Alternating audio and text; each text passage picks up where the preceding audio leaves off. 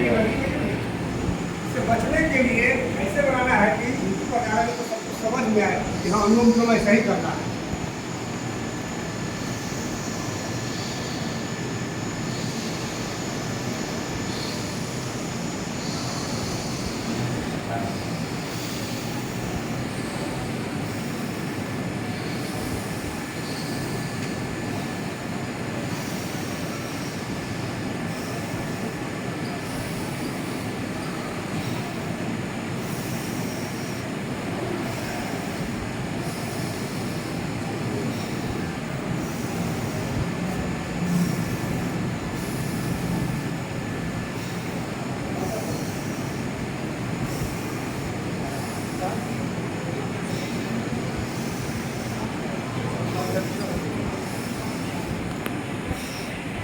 आप लोग भी करिए ताकि सब लोग का वीडियो बने। बोलिए कुछ बताइए इसके बारे में, कुछ बोलिए।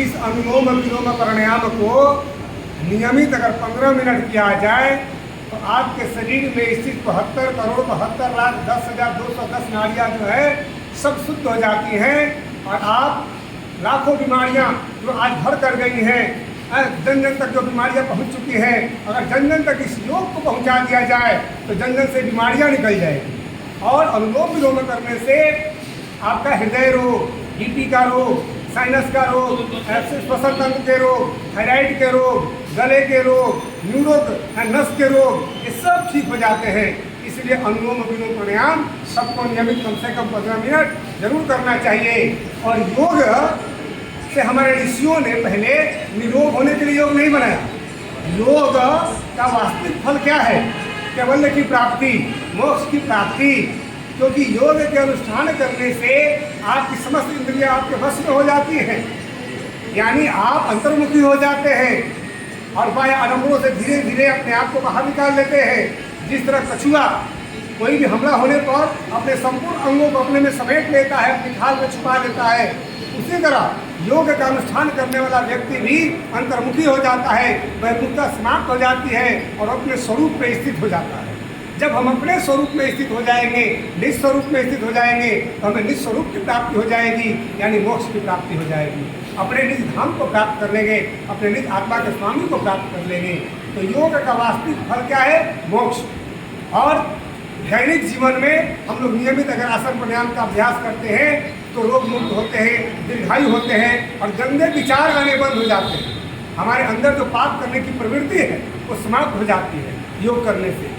तो सबसे बड़ा फल क्या हुआ कि हम पापों से बच जाएंगे, पाप करने की प्रवृत्ति समाप्त हो जाएगी। इसलिए हम लोग नियमित योग का अभ्यास करें, अपने भी करें, दूसरों को भी कराएं, ताकि हम अपने साथ संपूर्ण राष्ट्र को भी स्वस्थ भारत, मजबूत भारत की ओर ले चलने में अग्रसर हों।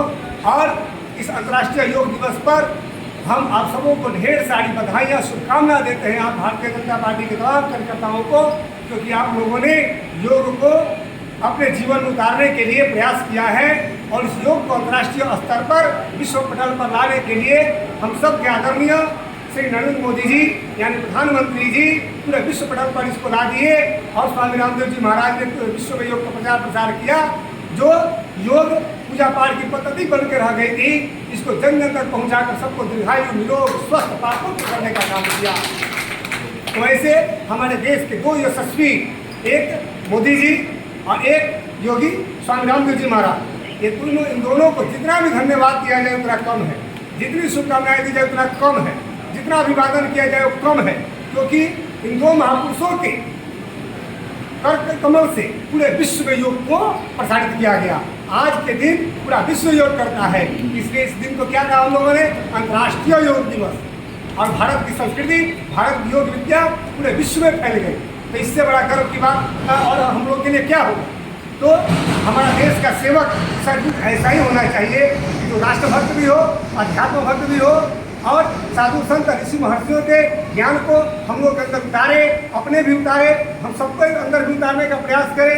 ऐसा हमारा राष्ट्र सेवक होना चाहिए। एक ग्राम पंचायत से लेके और देश का मुखिया तक कैसा होना चाहिए? आध्यात्मिक होना चाहिए, जो संस्कृति की संस्कार की रक्षा कर सके। जो संस्कृति और संस्कार की रक्षा नहीं कर सकता उसको कभी भी अपने समाज में आगे नहीं बढ़ाना चाहिए, क्योंकि वो समाज का विध्वंसक है। वो समाज को, राष्ट्र को, अध्यात्म को क्षति पहुंचा सकता है। तो हमें कैसा राष्ट्र सेवक चाहिए जो हमारे धर्म और संस्कृति की रक्षा कर सके। तो आप सबों को ढेर सारी शुभकामनाएं। आप लोग हमने बुलाए और योग का हम लोग अनुष्ठान किए। थोड़ा सा खड़े होकर हम लोग व्यायाम कर लेते हैं और उसके बाद इस योग के कार्यक्रम को हम लोग समाप्त करेंगे।